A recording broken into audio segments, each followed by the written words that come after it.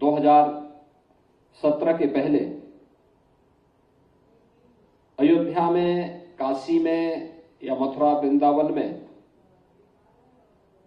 कुल टूरिस्ट जो आता था, भारत के अंदर जब टूरिस्ट की हम बात करते हैं तो इसके दोनों रूप हमें देखने को मिलते हैं। एक, जो देखने के लिए आ रहे हैं उनको हेरिटेज बिल्डिंग के बारे में, वहां की परंपरा के बारे में जानने की जिज्ञासु होते हैं, वे भी टूरिस्ट के रूप में दिखाई देते हैं।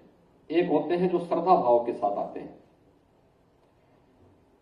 तो अयोध्या हो, काशी हो, मथुरा हो, इन सभी स्थलों पर जिज्ञासुगण की संख्या कम होती थी। वहां पर श्रद्धा भाव के साथ कुछ हजार लोगों में लोग आते थे, वे श्रद्धालु आते थे, दर्शन करके चले जाते थे, कोई व्यवस्था नहीं होती थी।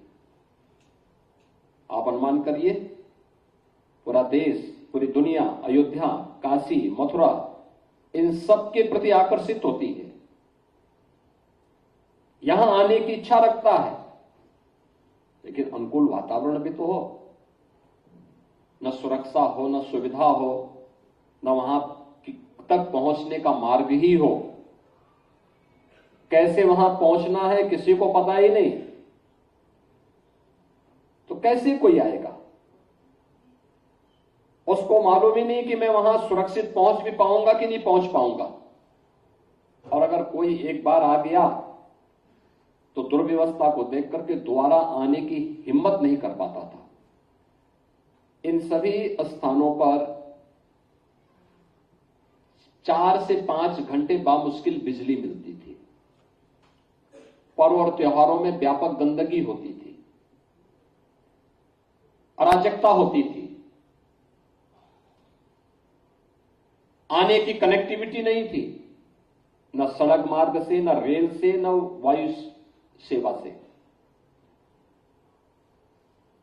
और उसमें अगर मैं कुंभ की बात करूं प्रयागराज की, तो कुंभ को तो ऐसे लगता था जैसे हम सब ने कुंभ को गंदगी, भगदड़ और अव्यवस्था का ही पर्याय बना दिया था।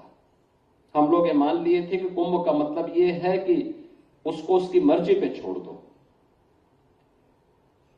ऐसे लोगों को कुंभ मेले के प्रभारी मंत्री का दायित्व दिया जाता था जिन लोगों की न श्रद्धा के भाव थे, न वहां की परंपरा के साथ, वहां की संस्कृति के साथ, वहां की विरासत के प्रति जिनके मन में कोई सम्मान का भाव नहीं था।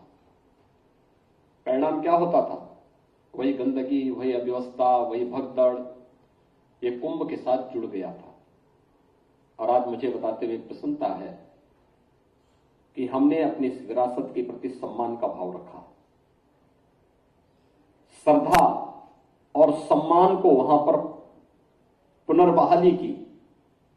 परिणाम है आज जब 2017 में प्रदेश के अंदर इन तीर्थों के अंदर कितने कुल टूरिस्ट आया है।